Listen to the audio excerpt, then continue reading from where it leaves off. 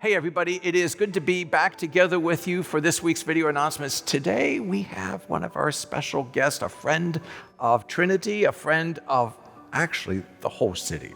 Jessica Henry Johnson, who is the director of Humane Fort Wayne. And if you have never been to their, I guess we would use the word shelter. We do. We use the word shelter, but as you just said to me, it's not a shelter. It's so much more. It is this amazing. If you've never been there, do yourself a favor, take a field trip. If you have children in your house, take them. If you don't have children in your house, take yourself. Yeah. Do yourself a favor. It's not a zoo, but it's. When we designed it, I said I want it to feel like Disney World when you're For there. sure. So it's colorful, it's bright, it's cheery. So many animal shelters They're dingy and dark, and and people are afraid to go to them because they will feel very sad. So we wanted to design the exact opposite. And because our community built it with all of their donations, we want the community to come in, visit the animals, take advantage of everything we offer there. Well, and also, I know you won't say this, but I think I could say this. So much of that is because of the efforts that you put forward to help make, our community is blessed by your presence that has made that great place happen here. Well, thank you, Pastor. I stand on the shoulders of giants. Our organization is 80 years old, and the reputation that we had in the community was already fantastic. So I was really just building upon something that was already great. And you're right, this is a very generous community, and lots of people rallied around us, including your being there on our ribbon cutting What a great day. to offer a blessing to our beautiful new facility. So thank you for acknowledging that. But yes, please come down and visit us. It's so beautiful there, and you can just feel how much joy and life-saving happens there. And this, somebody told me this is Adopt a Shelter Pet Month. Yes. Is that correct? That's right. That's right. So when you're there, be careful because you may go home with more than you entered there with. And that's exactly what we're hoping will happen. Yes. We want you to pet the merchandise at Humane Fort Wayne. And we make it so easy, and the staff and volunteers there are always in a great mood. So when you come in, you just let us know if you're there to meet with animals or if you're just there to browse, and we'll happily accommodate either. That's nice. That's amazing. Yes. So if you have a gap, we're between dogs right now. Oh, Yes. I'm glad to know that. Do you have any English cockers down there? Not right now, but check back because, and I'll just say that it's a misunderstanding that shelters don't have purebred dogs because we frequently do. We have Sure. a Things German happen. Shepherd there right now. Yes, for a number of reasons, and so I mean that when I say check back. Yeah, for sure. But there's one of the reasons Jessica's here with us, not just because Humane Fort Wayne is a great place, and not just because they're this amazing thing in our community, but some of you know we do have a bit of a pet ministry that rolls out of our life together here at Trinity. We help specifically with pet food. And we do there is a pet food van that comes by once a month, and people come and stock up on stuff for their pets. And it's just this amazing little thing that we're able to help people in our community. Food is an important thing to us here. It's a sign of heaven and all that kind of stuff. Yes. But then to include our friends, our pets with us. So that's one of the things we do here, and Humane Fort Wayne helps us do that. But they do have this funky thing that Jessica brought with her today. Oh, I'm not going to let you go straight to that. Okay, but no, before we go to that, tell us a little more about Humane Fort Wayne. Yeah. So the new facility that you just mentioned is one of 3 facilities that we have. So we have 3 separate campuses, one on the northwest side, one on the east side, and one on the south side. Yeah. And each location offers something different, but all 3 locations support pets and people. So I always say an animal is not a pet without a person. Correct. And at Humane Fort Wayne, everything we do protects the bond between pets and their owners. So at our facility, it's probably most known for our shelter work, though we do have some clinic offerings there. Our Maycrest location offers community accessible spay-neuter and walk-in wellness, affordable, which is critical. And then our old flagship shelter on Hannah Street is currently under renovation. And when it's done, it will be the state of Indiana's only freestanding social service agency for animals. And wow, that's amazing. That's what Trinity is doing. That's the part of our program that Trinity is so supportive of, is our Pet Promises program. Our tagline for that program is, you promise to love your pet, and we promise to help you do that. Yeah. So in our Pet Promises program, we have a myriad of offerings to help keep that bond between pets and people in place. And one of those is our free pet food distribution that we do in partnership with amazing places like Trinity. Yes. And as we're speaking of this, if you hear, wow, that's a really amazing thing, and I could use that assistance, either let us know or call Humane Foreign. Yes, and everything is listed on our website as well. If you're not tech savvy, absolutely just reach out to Rebecca or to Pastor, or just reach out to us by phone. Yeah. We are here to help. Or if you have a friend or a neighbor, if you know your friend or a neighbor or a family member is struggling with these things, really, these are these great resources to be together with you. Yeah. And there are a few programs that we offer that I think are lesser known. So yes, people probably, maybe people know about the pet food distribution, but we offer a couple of other really powerful programs. One is we do offer some emergency financial assistance for veterinary care. We also offer a lot of different access to veterinarians through our programs. But we also offer something called Compassion Foster. And I don't think people think until they're in that space themselves. If I live alone and I have an animal and I am in personal crisis, who will care for my pet? Maybe I need to go to the hospital and they want to admit me for several days, and I wasn't able to think through because it was an emergency or whatever. That's right. Right. So who will care for that animal?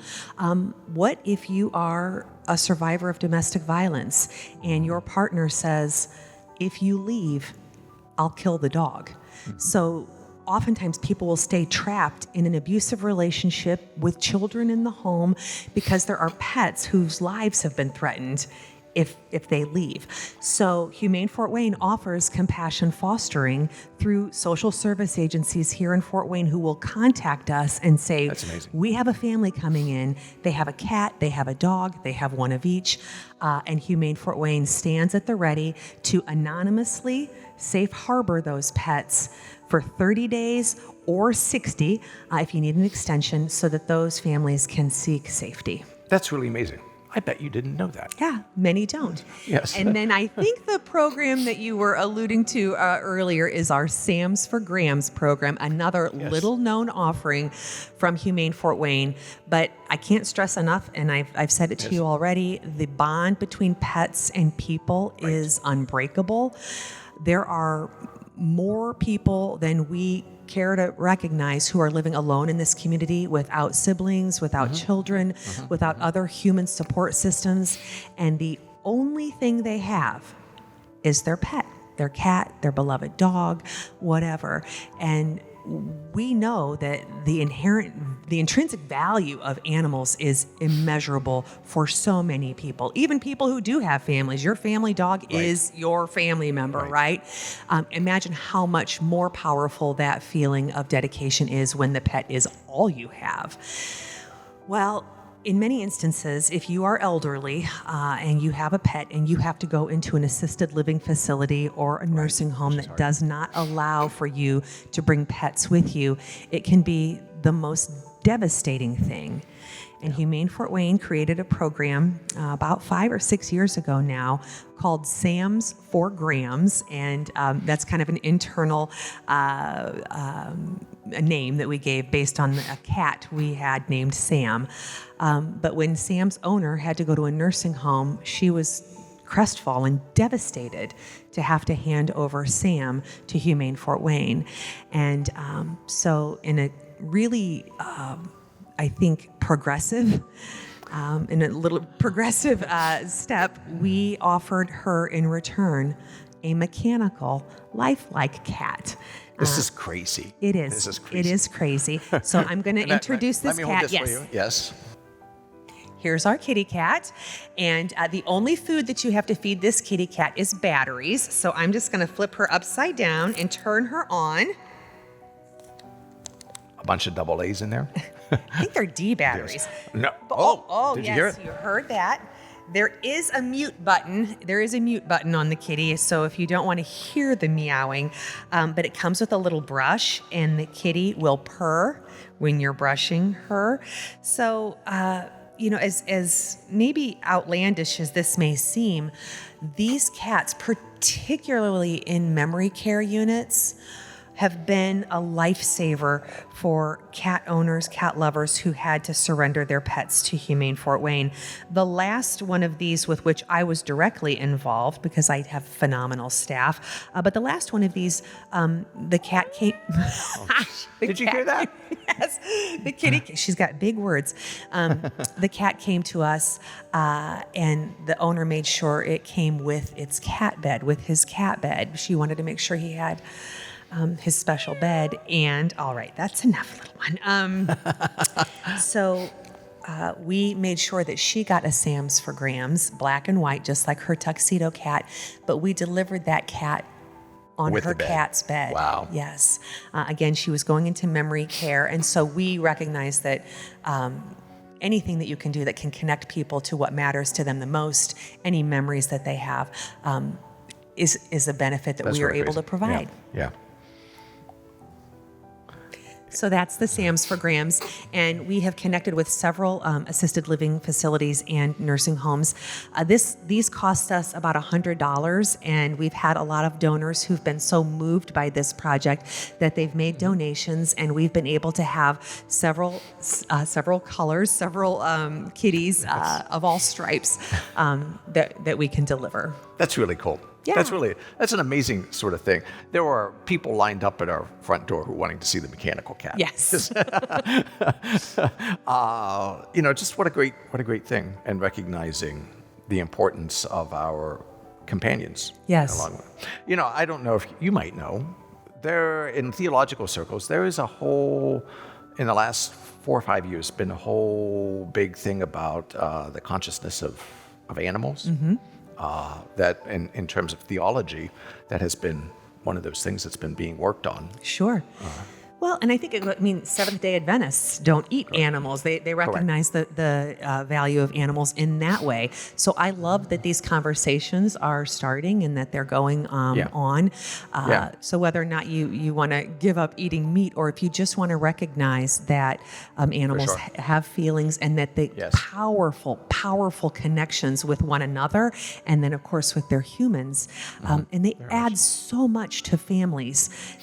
They bring a different level of life to a family when you've got grow up with your family dog, or you have you pick out a little kitty cat when you're young, and that cat, you go off to college, that cat's still living at home. All of those stories are so powerful and remind us of the value of pets in our lives. So I'm so glad theologians are talking about that more deeply. For sure. And I'm thrilled. You promise to keep me posted on that, please. Yes, I will. Yes, as I've dabbled around in some of the reading of those things a bit. So, good. And it is fascinating what the science is pointing to, what we're realizing about the life of animals, and again, that whole theological sense of consciousness that is present therein. It's a fascinating topic. I love that. Yeah. Something you probably didn't know about me. I know you didn't know this about me. My first summer job coming out of high school was at Calcan Pet Foods. Is that right? That is for sure, yes. KAL. I remember the brand, yeah. KAN. Yes, I made pet food. What did you do at the pet food factory? And was that the grossest job ever? It was a crazy job. I remember the first day that I was there, they were making what was called kitty stew.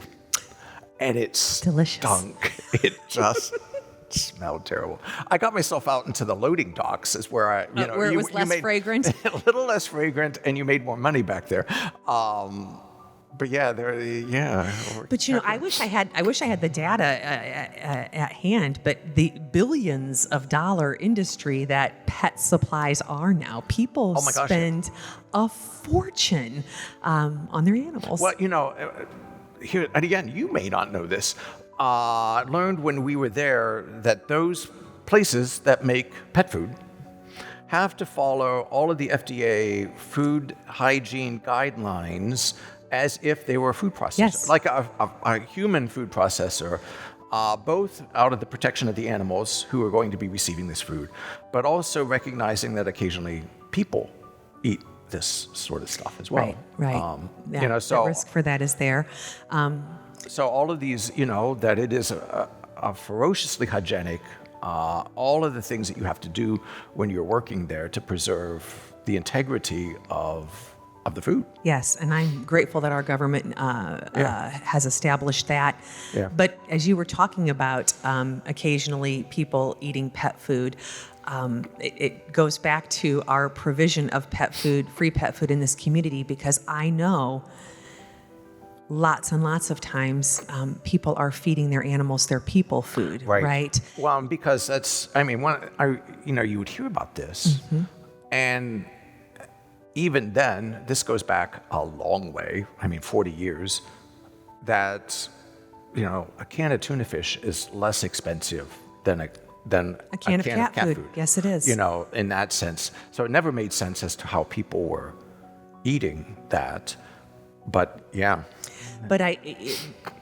But again, on the flip side, how frequently are people feeding their pets before they feed themselves? If they don't have access to the pet care or pet food provided through Trinity and through Humane Fort Wayne, are they offering their own rice and chicken dinner to their animals to eat? And the flip side is just as astounding, really. Yeah, and for sure. Why I'm so happy that we have these partnerships that enable our community's pets to be fed, and then people can keep the resources for themselves, stretch those a little further. To help them, their family, their own livelihoods Yes. as well. So thanks you for being with us. And I'm honored to have been asked. It's always a lot of fun to be here with you and to know about what's going on and to just hear the great things that are possible here in our community, because all of us together make this possible. That's right. You together with us here at Trinity, you together with the people at Humane Fort Wayne, just make these great things possible for our friends and our neighbors and all of those who are around us.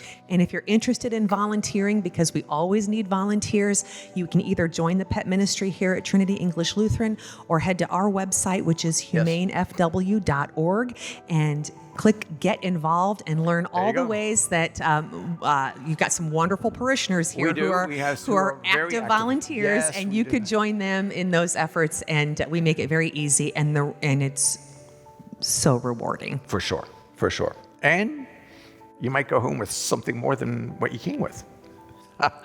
Thanks again. My pleasure. And we'll see you soon, and we will see you soon. Have a great week.